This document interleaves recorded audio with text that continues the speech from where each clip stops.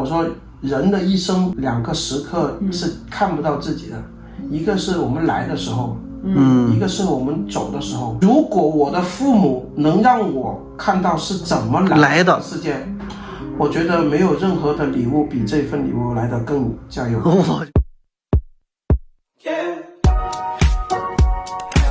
咱们那个下周不要去产房了嘛，所以说跟鹏哥学习一下，因为鹏哥他没法去拍，所以我们只能自己拍。我家有个相机，然后只能向鹏哥取经。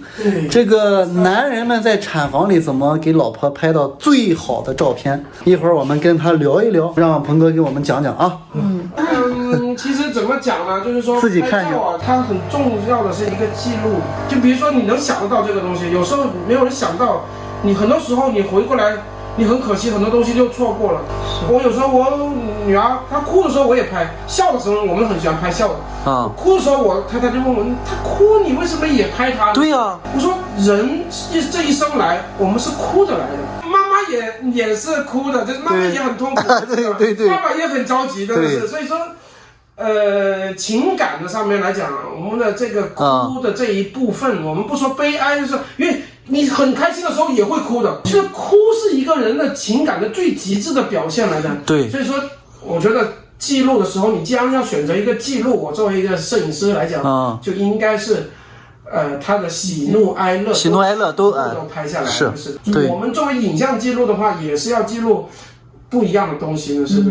我生老大的时候，我老大是11年生啊，那个时候，拿一台相机，拿台很小的相机放在旁边的产房那拍的，当时也没有啥，跟着就忙嘛，就一直在拍，跟着就开始就没忘啥，跟着升到老2的时候是一台相机。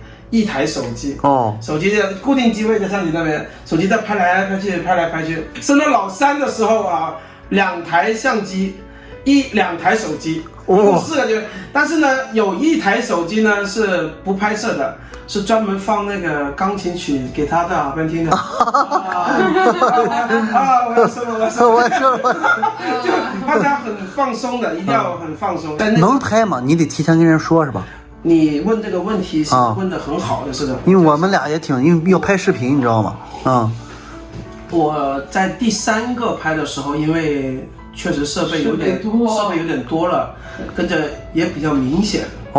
这个医生呢就问我，他说你停一下，彭先生，他说你为什么要在产房里边拍这个东西？我说呢，这个是我第3个孩子。他说。你很瓜热，就是你很勇敢。正常呢，我见到很多时候，这个时候爸爸已经晕倒了，因为太紧张了，他看到血，他直接晕倒了。他说你还能这跑上一会儿，跑上你又换一首歌给你，是的，就这个。他觉得这个，他说我接生了这么久，没有见过像你这么活泼的这个现身的，真的是太好。就问我那个，就为什么会有这个想法，就是说拍这个东西，拍这是有什么用的？那我就跟医生说，首先这个是我第3个小孩了，首先产房我一直都在。跟着呢，他们前面的2个的脐带都是我剪的。跟着我说，今天我为什么要拍这个东西呢？我说，人的一生，其实是有2个 moment， 2个时刻是看不到自己的，一个是我们来的时候，一个是我们走的时候。其实从出来那一刻，我们就可以拍到，很多时候就已经看到了，但是来那一瞬间是没有看到是怎么来，走的时候是没办法选择，真的是没办法。但是如果我的父母能让我看到是怎么来的世界，我觉得没有任何的礼物比这份礼物来得更加有。接生医生说，他说我接了25年的接生从来没有一个人跟我讲这番话。哇，这个确实。你让我整个都改变，你随便拍。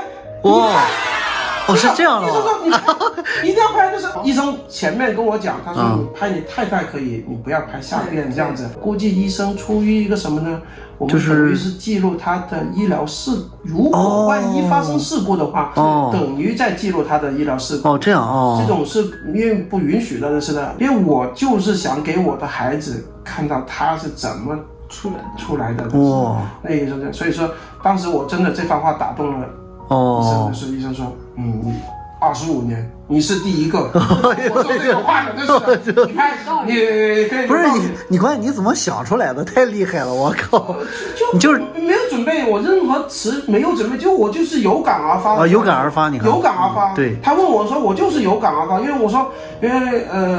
尤其是我父亲15年走的时候，就是我对这个生老病死这个，尤其是这一次的这个疫情的话，这个我更多的对这个生与死会有很深的，然后我包括我这边有些法国的客人都会要求我到他家里边去拍那个祖孙3代。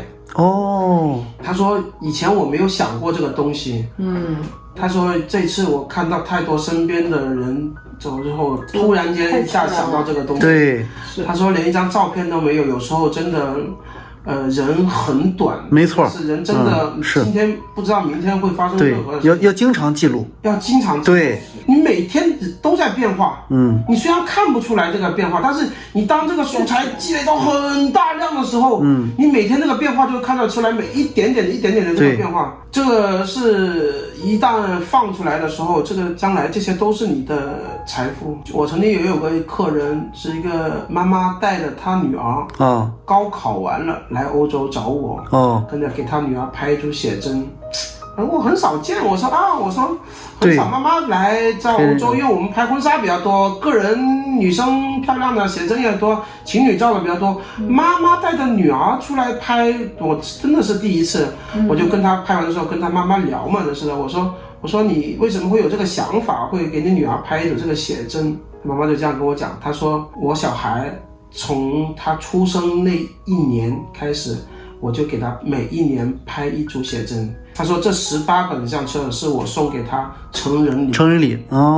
这一份成人礼花了18年的时间。哇哦！你看我去了2次日本，我一次去在北海道，一次在京都那边拍，找了当地的那个摄影师。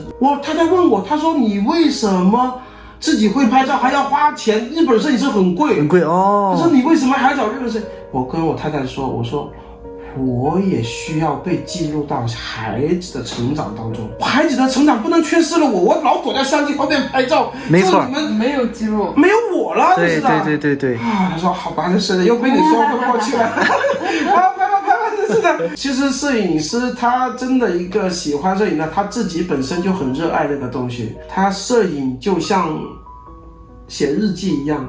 因为我的 iCloud 很大，我的 iCloud 我买的 iCloud 是2个 T 的，这个照片我才从买 iCloud 到现在应该有差不多将近10万张照片。哇，10万张照片，大概就拍了5年吧。跟着视频的话，大概有1万多条，就是每天会拍60多张照片。哇，每天哇，每天，那我们达不到。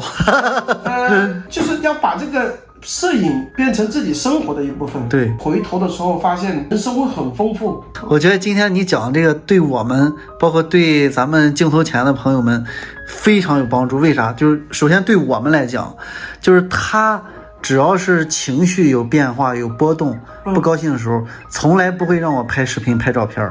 但是听你讲了以后，我觉得真是很有体验。就是这个人你不是只是展现完美的一段，因为你是有情感的，就是油盐酱醋每一个都有，你不能展现的只是完美的一面，对不对？对，酸甜苦辣。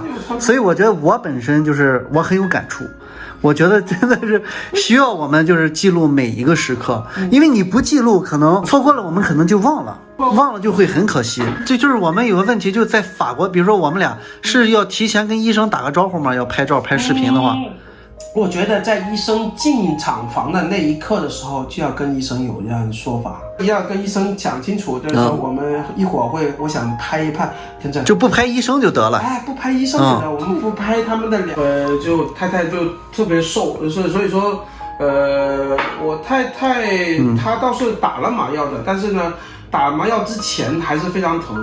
其实我的太太是个非常能忍疼的人，特别能忍疼的，平时都不吃多利胖，不吃药，不吃止痛药，她很能忍疼。所以说呢，她本来也想不打麻药的，后来但是还是疼了，还是打麻药跟着。所以男人就真的是看到那一刻，你自己心爱的女人完成这么有意义的事情，我一直很警惕我自己，就是做事一定要真的是，规规矩矩，就为家人着想，为家人。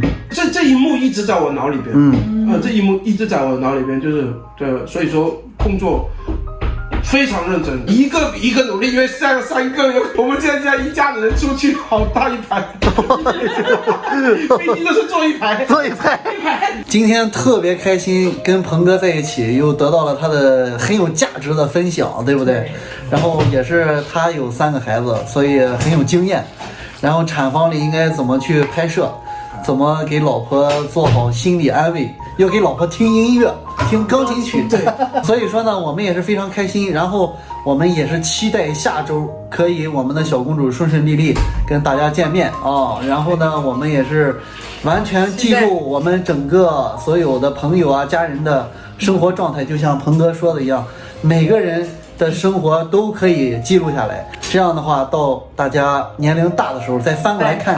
翻过来看，很有意义的事情，对不对？这个满月照啊，这个什么百日照，终于到全包了，全包了。在巴黎的朋友们啊，有想拍照的，也可以找鹏哥啊，非常专业，整个欧洲都可以啊，对，而且很幽默，可以把这个气氛弄得特别好，所以找他拍照绝对没问题。谢谢大家，然后呢，记得给我们留言。弹幕，希望我们的小公主顺顺利利，好不好？谢谢大家点赞，拜拜，下次见。关注我们杨米家。